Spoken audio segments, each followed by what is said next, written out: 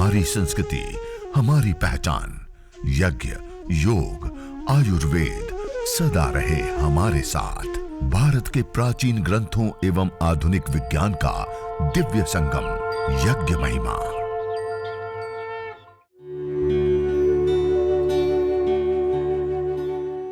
भारतीय संस्कृति में यज्ञ, योग एवं आयुर्वेद जैसी अमूल्य विद्याएं हैं, जिसका मूल है वेद। इतिहास की ओर दृष्टि डालें तो भगवान राम, भगवान कृष्ण से लेकर राजा महाराजाओं, ग्रामवासियों व अरण्यवासी ऋषियों की कुटियों तक नित्य व नैमित्तिक यज्ञों का प्रचलन देखने को मिलता है। अब हम सब मिल करके इस यज्ञ को, हवन को, अग्निहोत्र को करेंगे और यज्ञ, हवन, अग्निहोत्र करने के पश्चात इसी से संबंधित जो आपके कोई प्रश्नोत्तर आदि हैं तो उसको हम लेंगे।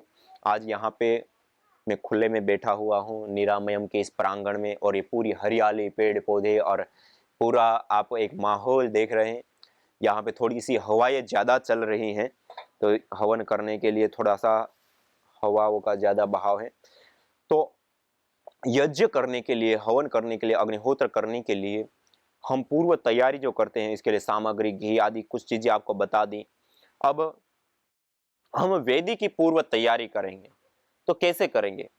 तो हवन कुंड के बीच में पहले इस प्रकार से आपके पास जो लकड़ी है, आम, पीपल, बरगद, गूलर, पलास आदि की, वो लीजिए और वेदी के तल में इस प्रकार से थोड़ी सी मात्रा में छोटे छोटे टुकड़े करके डाल दीजिए। मेरे पास एक गोबर की स्टिक है, गाय के गोबर से बनी हुई लकड़ी है, तो उसको मैं ये इसके तल के अंदर छोटे छोटे ऐसे टुकड़े करके डाल रहा हूँ। आपके पास जो भी समिधा आदि उपलब्ध हो उसके छोटे छोटे टुकड़े लेकर के आप वेदी के तल में, यज्ञ कुंड के तल में, या फिर जो भी पात्र आपके पास है हवन करने के लिए, उसमें नीचे रख दीजिए। इस प्रकार से ऐसे थोड़े से नीचे रख दिए। उसके बाद वेदी के हिसाब से ऐसे समिधाओं को काट करके 2 समिधाओं को ऐसे खड़ा रख दीजिए। ऐसे जो यजमान यज्ञ करता है उसमें जो घी की हम आहुति देते हैं वो यज्ञ के पश्चिम दिशा में पूर्वाभिमुख होकर के बैठते हैं, और अन्य जो परिजन है वो वेदी के अन्य दिशाओं में बैठते हैं। और अकेले है तो जैसे मैं कर रहा हूं वैसे करिए, पूर्वाभिमुख होकर के बैठ गए और फिर किया। इसके पश्चात ये जो 2 समिधाएं खड़ी रखी, फिर 4 अंगुल, ये 4 और ये 4 8, ये 8 अंगुल की समिधाओं का हम प्रयोग करते हैं समिधाधान में। तो ऐसे 8 अंगुल नाप करके और इसको ऐसे हमने तोड़ दिया। ये 8-8 अंगुल की हम 3 समिधाएं विशेष रूप से हम लेते हैं, जिसको हमें समिधाधान में विशेष रूप से प्रयोग करना है। ऐसे आप नाप करके 8-8 अंगुल की 3-4 समिधाएं पहले से ही काट करके रख लीजिए। आप लकड़ी होगी तो कोई दूसरा सहारा लेना पड़ेगा, लकड़ी नहीं है, ये गोबर की स्टिक जैसे मेरे पास है, तो उससे आप ऐसे आराम से इसको काट सकते हैं। अब इन समिधाओं को, और ये जो हमने बीच में 2 समिधा लगाई उसके बीच में थोड़ा सा आप रुई लीजिए और उस रुई को ऐसे फैला दीजिए, और फैला करके इस रुई को इसके बीचों बीच ऐसे लगा दीजिए, और उसके ऊपर थोड़ा सा गाय का घी सिंचित कर दीजिए। पिघला हुआ हो, गर्म करके गाय के घी का हम प्रयोग करते हैं। और ऐसे वो जो रुई हमने रखी है उस रुई को भी गीला कर देते हैं। नीचे जो छोटी छोटी समिधा रखी उसको भी हल्का हल्का गीला कर दिए। जब आप हर रोज करेंगे तो इतना सारा घी और इन सारी चीज़ों को करने की इतनी अपेक्षा नहीं रहती है। जब आप नए नए पहली बार करते हैं तो इतना जरूर करें, तो अग्न्याधान अच्छे से होगा, अग्नि अच्छे से प्रदीप्त होगी और बहुत अच्छे से आप यज्ञ कर पाएंगे। तो ऐसे थोड़ा सा घी डाल करके सिंचित कर दिया, और कपूर की 1 या 2 टिकिया लेकर के उसको जब हम इस प्रकार से दबाते हैं तो उसका पाउडर हो जाता है ऐसे दबाने पर। फिर उसको आप ऐसे, वो जो रुई बीच में रखी उसके ऊपर जो समिधा रखी उसके ऊपर ऐसे पाउडर करके डाल दीजिए। ऐसे ऐसे थोड़ा कपूर भुरक दिया। उसके पश्चात ये जो हमने 4 समिधाएं ली हैं समिधाधान के लिए, उसको आप गाय का घी से ऐसे भिगा करके रख लीजिए। ये जब हम समिधाधान करेंगे तब विशेष करके इन समिधाओं का हम प्रयोग विशेष रूप से लेंगे। ऐसे गाय के घी से भिगा करके हम 3 समिधाओं को पहले से ही रख लेते हैं, थोड़ा थोड़ा गाय का घी, और ऐसे कटोरी के अंदर, छोटे से कोई पात्र के अंदर आप देख पा रहे हैं मैंने लिया है ऐसे 50 ग्राम, 60 ग्राम, 70 ग्राम थोड़ा सा गाय का घी ले लिया। और इस प्रकार से समिधाओं को हमने गाय के घी से भिगा करके सामग्री की प्लेट में या कोई अलग से दूसरी प्लेट रख करके उसमें भी हम रख सकते हैं। ये समिधाएं जब हम 4 मंत्रों के माध्यम से समिधा दान करेंगे 3 समिधाओं को, तब ये काम में आएगी। और एक समिधा हम एक्स्ट्रा, क्योंकि 2 हमने खड़ी रखी है, फिर 2 आड़ी आएगी और 2 सीधी आएगी, कुल मिलाकर के 6 टुकड़े हमें चाहिए।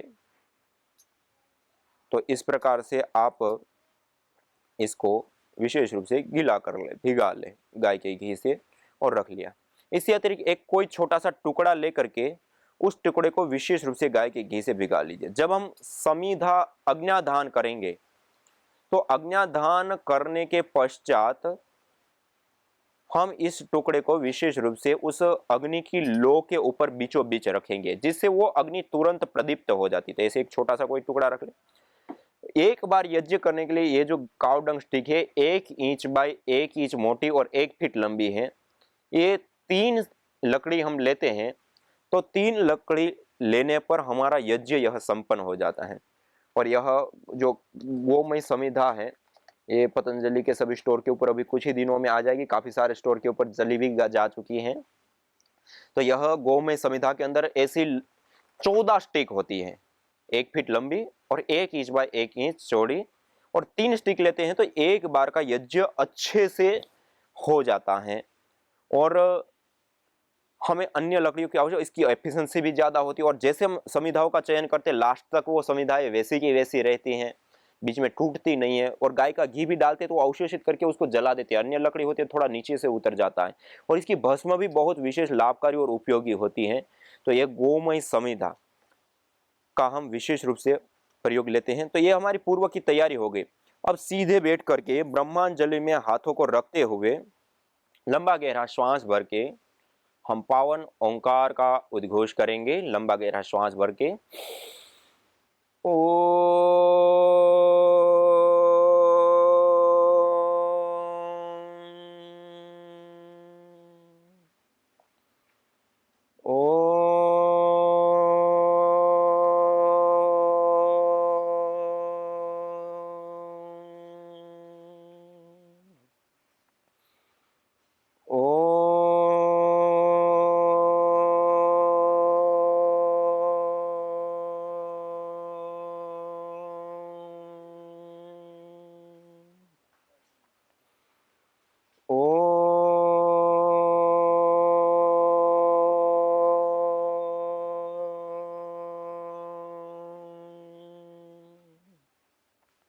ऐसे ओमकार के उद्घोष के साथ हम मंगलाचरण करते हैं। मंगलाचरण करके बाद पवित्रीकरण शुद्धिकरण की एक प्रक्रिया होती है, आचमन अंग स्पर्श आदि करेंगे। अब हम दाएं हाथ राइट हैंड में दाएं हाथ की अंजलि में हम जल ले लेंगे।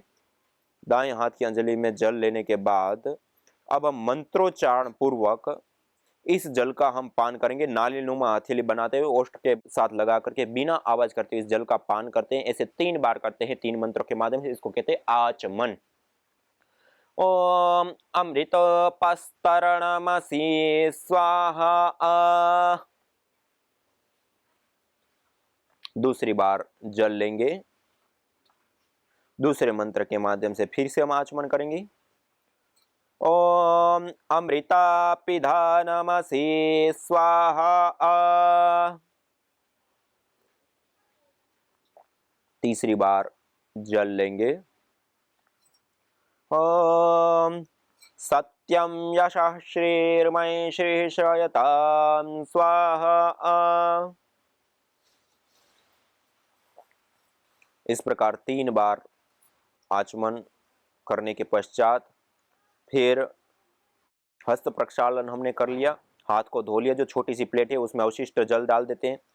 फिर उसके बाद बाएं हाथ के अंदर लेफ्ट हैंड में हम जल लेंगे और दाएं हाथ की मध्यमा और अनामिका, राइट हैंड की मध्यमा और अनामिका 2 उंगलियों को जल में स्पर्श करते हुए हम एक एक अंग का स्पर्श करते हुए उस अंग की पवित्रता के लिए, उस अंग की शुद्धिकरण के लिए हम प्रभु से प्रार्थना करते हुए, मनोकामना करते हुए कि हे प्रभु, हे ईश्वर जगदीश्वर, हमारी आंखों में देखने की शक्ति, कानों में सुनने की शक्ति, नासिका में सूंघने की शक्ति आदि जो हमारी इंद्रियों की शक्तियां हैं वो बरकरार रहे। जब तक हम जिए तब तक हमारा साथ दे।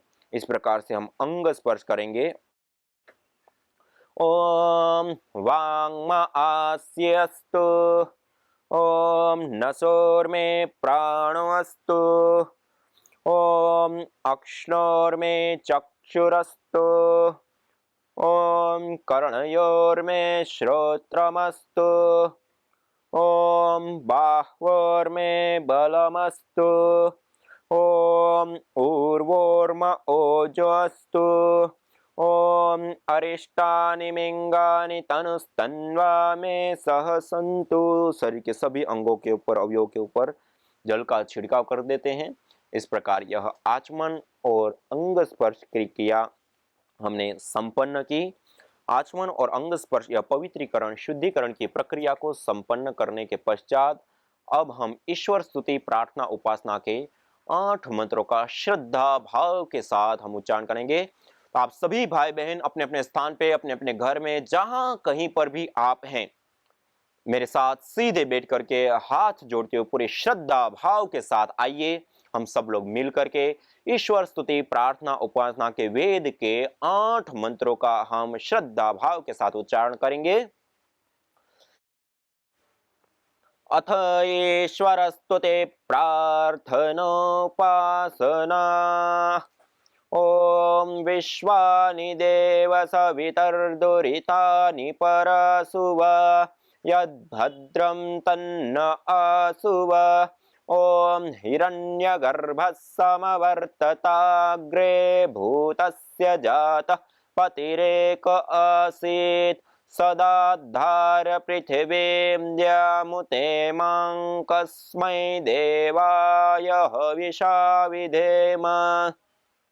ओम य आत्मदा बलदा यस्य विश्व उपासते प्रसिसंयस्य देवाः, यस्य छायामृतं यस्य मृत्युः कस्मै देवाय हविषा विधेम। ओम यः प्राणतो निमिषतो महित्वैक इद्राजा जगतो बभूव, य ईशे अस्य द्विपदश्चतुष्पदः कस्मै देवाय हविषा विधेम। ओम येनद्यो रुग्रा पृथिवी च दृढा, येन स्वस्तमितं येन नाकः, यो अन्तरिक्षे रजसो विमानः कस्मै देवाय हविषा विधेम। ओम प्रजापतेन त्वदेतान्यन्यो विश्वा आजातानि परिता बभूव, यत्कामास्ते जुहुमस्तन्नो अस्तु वयं स्याम पतयो रयिणाम्। ओम स नो बन्धुर्जनिता सविधाता धामानि वेद भुवनानि विश्वा, यत्र देवा अमृतमानशानास्त्रिति ये धामन्नध्येरयन्त। ओम अग्नेनय सुपथाराये अस्मान् विश्वानि देव वयुनानि विद्वान्, युयोध्यस्मज्जुहुराणमेनो भूयिष्ठान् ते नम उक्तिं विधेम। इतीश्वरस्तुति प्रार्थनोपासना।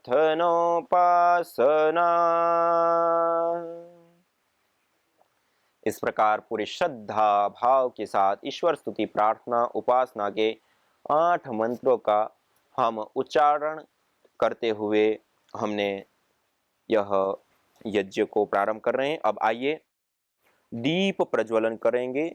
जो हमारे पास दीपक रखा हुआ है उसको हम अगले मंत्र के माध्यम से 3 महाव्याहृतियों का उच्चारण करते हुए हम इस दीप को प्रदीप्त करेंगे। थोड़ा सा गाय का घृत आदि को सिंचित करके रख लें।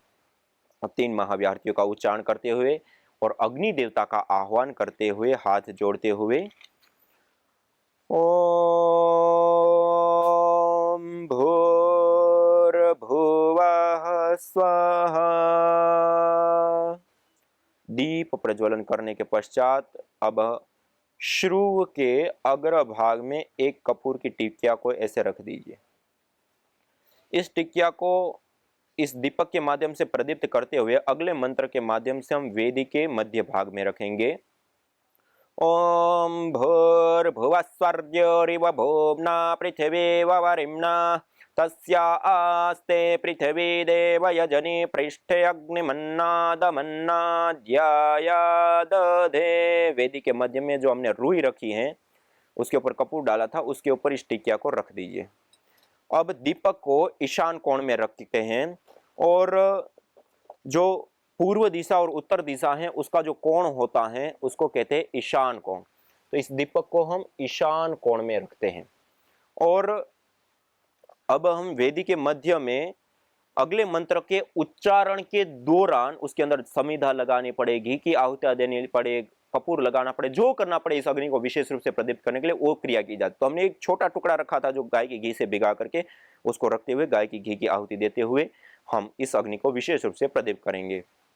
ओम उद्बुद्ध्य स्वाग्ने प्रतिजागृहे त्वमिष्टा पूर्ते सगं सृजेथा मयञ्च अस्मिन् सदस्ते अद्युत्तरस्मिन् विश्वे देवा यजमानश्च सीदत। अब हम समिधा दान करेंगे। जो हमारे पास समिधाएं रखी हैं गाय के घी से सिंचित की हुई, उन समिधाओं को दोनों हाथों से इस प्रकार से प्रणाम मुद्रा में पकड़ करके मंत्रोच्चारण पूर्वक अंतिम में स्वाहा के साथ इन समिधाओं का हम आधान करेंगे।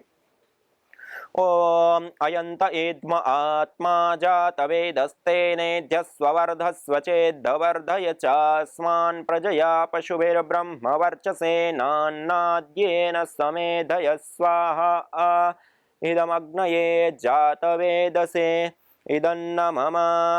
ओम समिधाग्निं दुवस्यत घृतेर्बोधयतातिथिम् अस्मिन् हव्या जुहोतन सुसविद्धाय शोचिषे घृतं तीव्रं जुहोतन अग्नये जातवेदसे स्वाहा। इदमग्नये जातवेदसे इदन्न मम। तीसरी समिधा लेंगे। ओम तन्त्वा समिद्धिरंगिरो घृतेन वर्धयामसि बृहच्छोचाय विष्ठ्य स्वाहा। इदमग्नये अंगिरसे इदन्न मम। ये हमने समिधाओं का चयन किया, 2 खड़ी 2 आड़ी, ये आप देख रहे हैं चारों ओर से हवा लगती है इस प्रकार से, और एक समिधा हमने ऐसे रख दी। तो ये 6 समिधाएं 8-8 अंगुल की 4 और 2 उससे थोड़ी सी छोटी, एक बीच में हमने छोटा सा टुकड़ा उस अग्नि को विशेष रूप से सीधी जो उसकी कपूर की लो है वो उसको लगे, इस प्रकार से रखते हुए इस समिधाओं का चयन कर दिया हमने। अब हम समिधा चयन करने के पश्चात पंचघृत आहुति प्रदान करें, तब तक यह अग्नि अच्छे से प्रदीप्त हो जाती है। ओम अयंत एद्म आत्मा जातवेदस्तेनेध्यस्वर्धस्व चेद्धवर्धय चास्मान् प्रजया पशुभिर्ब्रह्म वर्चसे नान्नाद्येन समेधय स्वाहा। इदमग्नये जातवेदसे इदन्न मम। ओम अयंत एद्म आत्मा जातवेदस्तेनेध्यस्वर्धस्व चेद्धवर्धय चास्मान् प्रजया पशुभिर्ब्रह्म वर्चसे नान्नाद्येन समेधय स्वाहा। इदमग्नये जातवेदसे इदन्न मम। ओम अयंत एद्म आत्मा जातवेदस्तेनेध्यस्वर्धस्व चेद्धवर्धय चास्मान् प्रजया पशुभिर्ब्रह्म वर्चसे नान्नाद्येन समेधय स्वाहा। इदमग्नये जातवेदसे इदन्न मम। ओम अयंत एद्म आत्मा जातवेदस्तेनेध्यस्वर्धस्व चेद्धवर्धय चास्मान् प्रजया पशुभिर्ब्रह्म वर्चसे नान्नाद्येन समेधय स्वाहा। इदमग्नये जातवेदसे इदन्न मम ओम अयंत एद्म आत्मा जातवेदस्तेनेद्यस्वर्धस्व चेद्वर्धय चास्मान् प्रजया पशुभिर्ब्रह्मवर्चसेनान्नाद्येन समेधय स्वाहा इदमग्नये जातवेदसे इदन्न मम। यह हमने पंचघृत आहुति प्रदान की, तब तक अग्नि अच्छे से प्रदीप्त हो चुकी है, आप देख पा रहे हैं। दूसरा, जल सिंचन के लिए जब हम यज्ञ करते हैं तो वेदी के चारों दिशाओं में हम जल का सिंचन करते हैं, तो उसके लिए हमें विशेष करके ऐसा एक छोटा सा ताम्र का लोटा, वैसे हमारे घर में स्टील आदि का है तो वो भी चल सकता है, लेकिन पानी के लिए उत्तम माना गया है ताम्र धातु। ताम्र धातु के अंदर रखा हुआ जो जल है वह जल पवित्र होता है, शुद्ध होता है, बैक्टीरिया वायरस आदि से मुक्त होता है। अर्थात हम ऐसा छोटा सा एक ताम्र का लोटा ले ले, यदि हम प्रतिदिन यज्ञ करें तो बहुत ही अच्छा होता है। ये चारों ओर जल सिंचन आदि क्रियाएं करने के लिए विशेष करके उपयोग में आता है। दूसरा, ये हमारे पास और एक छोटा सा जल पात्र रखा हुआ है। इस जल पात्र के अंदर हमने पानी रखा हुआ है।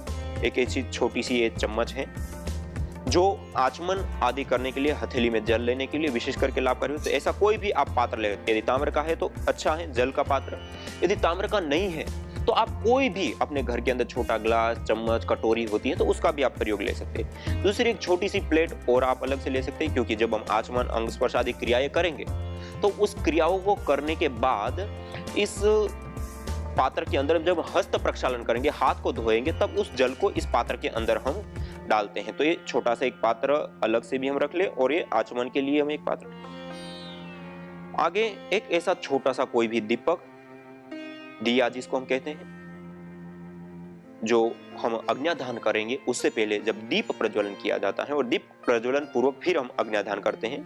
ये दीपक एक छोटा सा कोई भी आप, क्योंकि घी का जो पात्र होता है वो यदि तांबे का ना हो तो अच्छा, क्योंकि तांबे के अंदर वो तुरंत गर्म भी ज्यादा जल्दी से होता है, और दूसरा घी उसमें ज्यादा देर रहने से उसमें जो विशेष रूप से परिवर्तन आते हैं उसके कारण से वह द्रव्य सही नहीं रहता है। तो घी का जो पात्र हो तो वह या तो हम पीतल का रखें, और विशेष यदि हम रखना चाहें तो कांसे का उत्तम पात्र माना गया है घी के लिए। पानी के लिए उत्तम पात्र माना गया है ताम्र पात्र, तो हम कांसे का पात्र भी घी के लिए ले सकते हैं। तो दीपक भी हम पीतल का या कांसे का तो वैसे आता नहीं, तो हम पीतल का दीपक ले सकते हैं। उसमें छोटी सी एक बाती, ये जो मेरे सामने आप देख पा रहे हैं, इस प्रकार से छोटी सी एक बाती बना करके, और उस बाती को हम दीपक के अंदर इस प्रकार से हम लगा देते हैं, ऐसे बीच में, और फिर रख देते हैं। दूसरा, एक ऐसा चम्मच, इसको श्रु बोलते हैं, श्रुआ बोलते हैं, जिसके आगे अंगुष्ठ के बराबर गड्ढे वाली एक छोटी चम्मच होती है और लंबी सी डंडी होती है आवश्यकता अनुसार, और इसमें हम घी की विशेष रूप से आहुति देते हैं। और इसको पकड़ने का एक विशेष ढंग होता है, हम ऐसे नहीं पकड़ते इसको, सामान्य रूप से लोग ऐसे पकड़ करके ऐसे करते नहीं, इसको हमें पकड़ना है जैसे हम पेन पकड़ते हैं। पहले पेन जैसे पकड़ते ऐसे हमने पकड़ लिया, ये मैंने पेन जैसे हम लिखते हैं इस तरीके से पकड़ लिया। अब ऐसे पकड़ने के बाद ये प्रथम उंगली को ऐसे सीधा कर दीजिए। जब आप प्रथम उंगली को सीधा करें तो अंगुष्ठ और प्रथम उंगली के मध्य में यहां दब गया, और प्रथम उंगली और अंगुष्ठ के माध्यम से इस प्रकार से पकड़ा गया, ऐसे। अब जब हम ओम का उच्चारण मंत्र से पूर्व करते हैं तब हम घृत को भरेंगे, और जब अंतिम में स्वाहा बोलते हैं तो स्वाहा के साथ हम आहुति देते हैं। ओम के साथ भरना है और स्वाहा के साथ आहुति देनी। एक शुरू की बात है।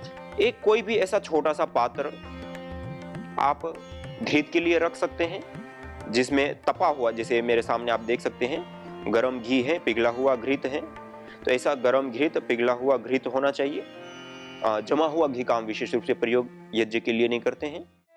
यज्ञ भारतीय संस्कृति की मुकुट मणि है, प्रतीक है, मूल है। मानव जीवन के हर पहलू के साथ यज्ञ जुड़ा हुआ है, चाहे वह संस्कार, चाहे पूजा पाठ, या फिर पर्व से लेकर हर शुभ अशुभ अवसरों में भी यज्ञ करने की सार्वभौमिक, वैज्ञानिक एवं पंथ निरपेक्ष पावनी परंपरा रही है। आइए हम संकल्प लें, संसार के श्रेष्ठतम कर्म यज्ञ को अपनाएं। पिंड पिंड और ब्रह्मांड में संतुलन कायम करने वाले यज्ञ को अपने जीवन का अभिन्न अंग बनाएं एवं प्रकृति मां के प्रति अपने ऋणों को अदा करें। विश्व स्वास्थ्य का एक नारा, यज्ञ से होगा जग उजियारा।